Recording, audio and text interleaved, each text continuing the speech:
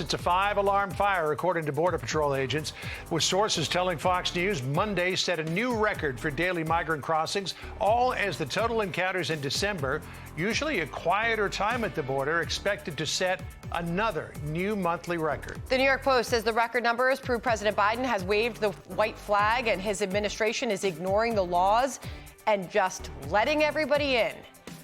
Bill Melugin is live at the border in Lukeville, Arizona for us. You've been seeing these large groups of mostly adult men cross all day, Bill. What exactly are you seeing there?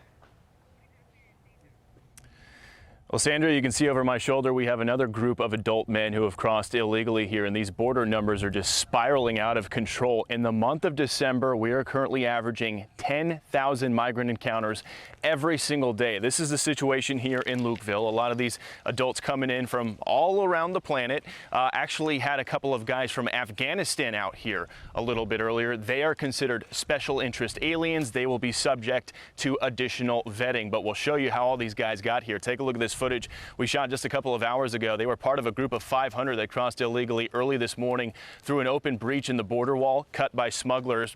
They then marched up here to this outdoor Border Patrol processing area where we're standing right now. Some of them had their iPhones out. They were taking selfies, sending images back home to let folks know they had arrived here successfully in the United States, as this Tucson, Arizona sector just remains overwhelmed in the epicenter of this border crisis right now. More than 2,800 illegal crossings yesterday alone. We actually had a chance to catch up with some Indian guys who had crossed illegally, had a little chat with them. Take a listen. Where are you guys from? India.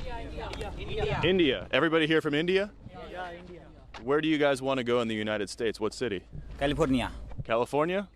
California? Everybody here California? New Jersey? Seattle? New York. Okay. And why did you guys come here to the U.S.? Sorry? English, no. English? No English. Do you want to work? Yeah. You want a job? No. Yes. No. No? What? No? You don't want to work? Why'd you? Life danger. Life in danger.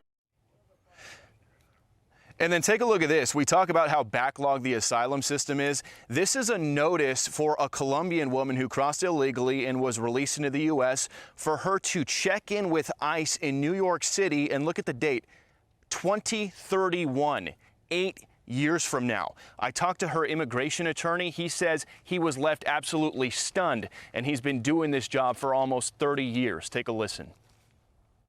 They gave her a return notice to come back in 2031. So that's quite possibly the most unusual thing I've ever seen in my near 3 decades of practicing immigration law. It made me realize that the Biden administration is basically providing backdoor amnesty for anyone that wants to show up at the border. And John and Sandra, one more thing to note. Last week, Arizona's Democrat Governor Katie Hobbs announced she was sending the National Guard down here to the Arizona border. I can tell you we've been here in Lukeville all week long. We have not seen a single National Guard soldier out here yet. We'll send it back to you.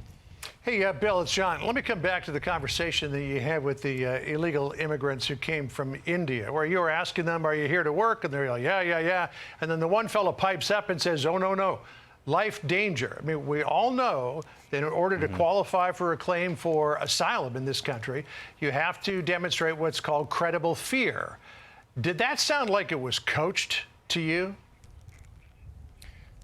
It did, and that happens a lot. These migrants are told by the cartels what to say when they get here on U.S. soil so they can be released into the United States. And credible fear is one of those thresholds they have to meet. They do these initial credible fear interviews out here in the field. And look, if they come here and say, no, I want a job, I want to work, that does not qualify for asylum. So some of these migrants know they're told what to say when they get here. And if they say, my life is in danger or I'm in fear of my home country, they feel that's a box they can check in order to get asylum and hopefully be released. And you just saw that court date, or not a court date, an ICE hearing for 8 years from now in 2031. It's ridiculous how backlogged the system is. I mean, when you put this in perspective, Bill, as we're heading into the final days of the year here, as we remind our viewers, you wouldn't be seeing this happen unless we had drone images like this that our Fox flight team is providing for our viewers and really for the country and the world to see this happening. But when you put this in perspective and you see what cities like Chicago are dealing with, they're blaming Texas for busing these migrants up there. They're saying they're at capacity. They've received to date 26,000 migrants, they say. You've got 12,000 a day. Record numbers pouring over a day at the border. Yet you have some of these blue cities and blue states saying it's Texas's fault. Yeah, well, look, a lot of these blue cities have been getting reality checks, right? I mean, a couple years ago, you had New York City Mayor Eric Adams tweeting that New York City will remain a sanctuary city under his administration, and they'd be proud to do so. Now he's saying, quote, the city is going to be destroyed. This is coming to your neighborhood. Katie Hobbs has been critical about what other Republican governors have done at the border, particularly Governor Abbott. Now she's sending the National Guard down here to the border, or allegedly. We still have not seen them yet. So, yeah, I mean, there was no criticism when the blue city of El Paso was busing migrants to New York City. They bust tens of thousands. There was no criticism when Katie Hobbs, a Democrat governor of Arizona, kept Governor Doug Ducey, a Republican's busing program, to also bus migrants out of Arizona. So the criticism only seems to be at Governor Abbott and Governor DeSantis when they move migrants around the country, despite the fact that Democrats have been doing it and the federal government has been doing it as well with NGOs. When you take a look at that group of people, you know, they can't all stay in Texas. They got to go somewhere. Bill, you've been doing terrific reporting down there at the border, and I dare say that yours are the only images of this that we're seeing pretty much anywhere on television. Keep up the good work. Thank you, Bill.